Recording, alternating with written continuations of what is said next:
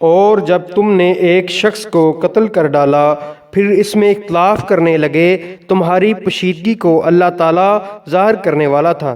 ہم نے کہا اس گائے کا ایک ٹکڑا مقتول کے جسم پر لگا دو، وہ جی اٹھے گا۔ اسی طرح اللہ مردوں کو زندہ کر کے تمہیں تمہاری عقل مندی کے لیے اپنی نشانیاں دکھاتا ہے۔ پھر اس کے بعد تمہارے دل پتھر جیسے بلکہ اس سے بھی زیادہ سخت ہو گئے۔ بعض پتھروں سے تو نہریں بہہ نکلتی ہیں اور بعض پھٹ جاتے ہیں اور ان سے پانی نکل آتا ہے، اور بعض اللہ تعالیٰ کے ڈر سے گڑگڑاتے ہیں، اور تم اللہ تعالیٰ کو اپنے اعمال سے غافل نہ جانو۔ مسلمانوں، کیا تمہاری خواہش ہے کہ یہ لوگ ایماندار بن جائیں؟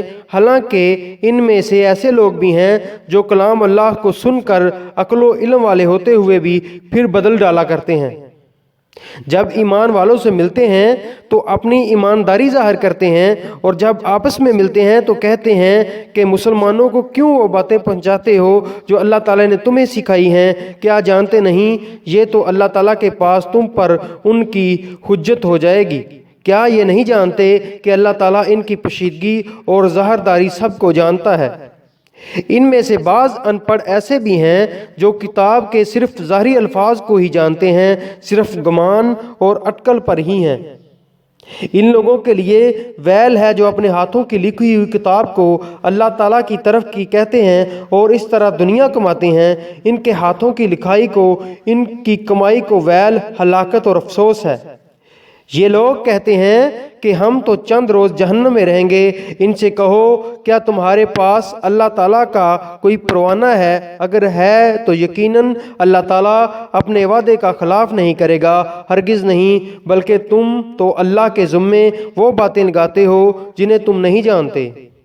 یقیناً جس نے بھی برے کام کیے اور اس کی نافرمانیوں نے اسے گھیر لیا، وہ ہمیشہ کے لیے جہنمی ہے۔ اور جو لوگ ایمان لائے اور نیک کام کریں وہ جنتی ہیں جو جنت میں ہمیشہ رہیں گے۔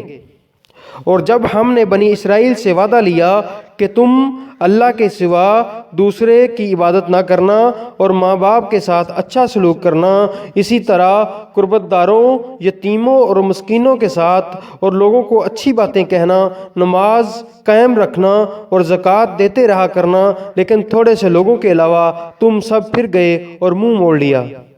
اور جب ہم نے تم سے وعدہ لیا کہ آپس میں خون نہ بہانا، قتل نہ کرنا اور آپس والوں کو جلا وطن مت کرنا، تم نے انکار کیا اور تم اس کے شاہد بنے۔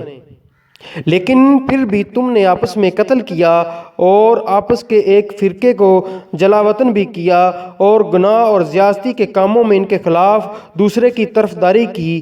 ہاں، جب وہ قیدی ہو کر تمہارے پاس آئے تم نے ان کے فدیے دیے، لیکن ان کا نکالنا جو تم پر حرام تھا اس کا کچھ خیال نہ کیا۔ کیا بعض احکام پر ایمان رکھتے ہو اور بعض کے ساتھ کفر کرتے ہو؟ تم میں سے جو بھی ایسا کرے اس کی سزا اس کے سوا کیا ہو کہ دنیا میں رسوائی اور قیامت کے دن سخت عذاب کی مار۔ اللہ تعالیٰ تمہارے اعمال سے بے خبر نہیں۔ یہ وہ لوگ ہیں جنہیں دنیا کی زندگی کو آخرت کے بدلے خرید لیا ہے۔ ان کے نہ تو عذاب ہلکے ہوں گے اور نہ ان کی مدد کی جائے گی۔